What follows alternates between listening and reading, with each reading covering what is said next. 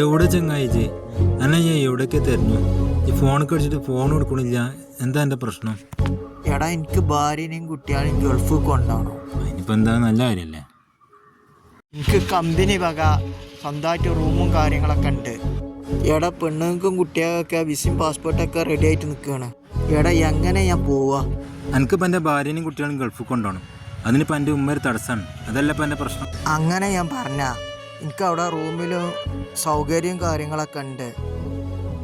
പിന്നെ എനിക്ക് അത്യാവശ്യം ശമ്പളവും കാര്യങ്ങളൊക്കെ ഉണ്ടല്ലോ. ആ ഭാര്യനെയും കുട്ടികളെയും കൊണ്ടുപോകണത് തെറ്റാ? ഇനിയിപ്പോൾ ഇജ്ജ് അവരെ കൊണ്ട് നിർത്തിക്കോ, നിർത്തും വേണം. പക്ഷേ ഇജ്ജ് എൻ്റെ ഉമ്മാനെ എന്താ ചെയ്യുക? അതാണ് ഞാൻ എന്നോട് ചോദിക്കേണ്ടത്. ഞാൻ ഇനി എന്താ ചെയ്യേണ്ടതെന്ന്. അതല്ല ബഷീറെ, ഒറ്റ മോനാണ്. എനിക്ക് പെങ്ങന്മാരുടെ ഈ പെങ്ങന്മാരത്തെ ഇമ്മാനെ കൊണ്ട് നിർത്തിയിരുന്നു. പിന്നെ എളാപ്പാൻ്റെ പേര് ഇമ്മ നിൽക്കൂലല്ലോ. കൂടെ കൊണ്ടുപോകാന്ന് പറഞ്ഞാൽ എനിക്കതൊക്കെ ഒരു ബുദ്ധിമുട്ടാവൂലേ? ഇനിയിപ്പോൾ ഞാൻ എന്താ ചെയ്യുക? എനിക്കൊരു പിടുത്തം കിട്ടണില്ല. തൽക്കാലം ഭാര്യനെയും കുട്ടികളും കൊണ്ടുപോകണ്ട. എടാ അത് പറ്റൂലടാ.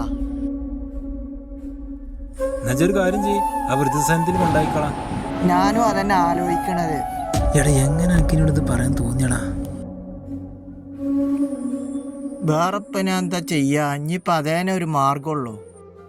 എടാ നമ്മുടെ ജീവിതത്തിൽ ഉമ്മാൻ്റെ സ്ഥാനം എത്രത്തോളം ഉണ്ട് എന്നുള്ളത് ഒരു ദിവസമെങ്കിലും ഉമ്മ ഞാൻ ജീവിച്ച് നോക്കണം. ഇല്ലെങ്കിൽ അങ്ങനെ ജീവിക്കുന്നതോട് ചോദിച്ചു നോക്കണടാ.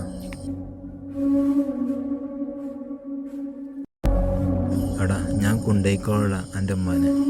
മോൻ്റെ സ്നേഹിതൻ്റെ വീട്ടിൽ നിൽക്കാൻ സമ്മതമാണെന്ന് ചോദിച്ചു നോക്കടാ. അതൊന്നും വേണ്ട. ആരുമില്ലാത്തൊരു അനാഥ ഒന്നല്ലല്ലോ എൻ്റെ അമ്മ. ഞാൻ എൻ്റെ പോക്ക് ക്യാൻസൽ ആക്കുകയാണ്. എൻ്റെ ഉമ്മാൻ്റെ കൂടെ ജീവിച്ചാൽ മതി.